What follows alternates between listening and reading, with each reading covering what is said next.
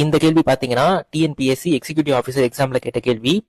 இந்த கேள்வி பாருங்க, இந்தியாவில் டேஷ் பள்ளிகளின் அடிப்படை கல்வி தேவையை பூர்த்தி செய்வதற்காக கரும்பலகை திட்டம் செயல்படுத்தப்பட்டது. அதாவது ஆபரேஷன் பிளாக் போர்டுன்றது எதுக்காக கொண்டு வந்ததுன்னு கேக்குறாங்க.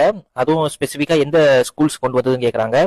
ஆப்ஷன்ல பாத்தீங்கன்னா ஆரம்ப பள்ளி, நடுநிலைப்பள்ளி, மேல்நிலைப்பள்ளி, இல்லைன்னா கிராமப்புற பள்ளியான்னு கேக்குறாங்க. இதுக்கான ஆன்சர் எங்க இருக்குன்னா 8th ஸ்டாண்டர்ட் சமூக அறிவியல் புக். இதுல சாப்டர் 1 இந்தியாவில் கல்வி வளர்ச்சி. இதுல பாருங்க, இது 2019 எடிஷன் புக். கரண்ட் எடிஷன்ல பாத்தீங்கன்னா இதை பத்தி கொடுத்துருக்க மாட்டாங்க. இது 2019 எடிஷன்ல தான் இதை பத்தி இருக்கு. ஸோ அதுவும் முன்னாடி சொல்லிடுறேன். இப்ப இதுல பாருங்க, தேசிய கல்விக் கொள்கைன்ற ஹெட்டிங் கீழ புதிய கல்விக் கொள்கை தொடக்க கல்வியில் குழந்தைகளை மையமாக கொண்ட அணுகுமுறைக்கு அழைப்பு விடுத்ததுடன் தொடக்க பள்ளிகளை தேசிய அளவில் மேம்படுத்துவதற்காக கரும்பலகை திட்டத்தை அறிமுகப்படுத்தியது. இப்ப அந்த ஆபரேஷன் பிளாக் போர்டு எதுக்காக கொண்டு வந்தாங்கன்னா தொடக்க பள்ளின்னு சொல்லிட்டு இதுல கொடுத்துருக்காங்க. இப்ப அந்த கேள்விக்கு போயிடலாம். இப்ப இந்த கொஸ்டின்ல பாத்தீங்கன்னா ஆப்ஷன் 7 ஆரம்ப பள்ளின்னு கொடுத்திருப்பாங்க. ஆரம்ப பள்ளி தொடக்க பள்ளி ரெண்டும் ஒண்ணுதான். சோ இந்த கேள்விக்கான ஆன்சர்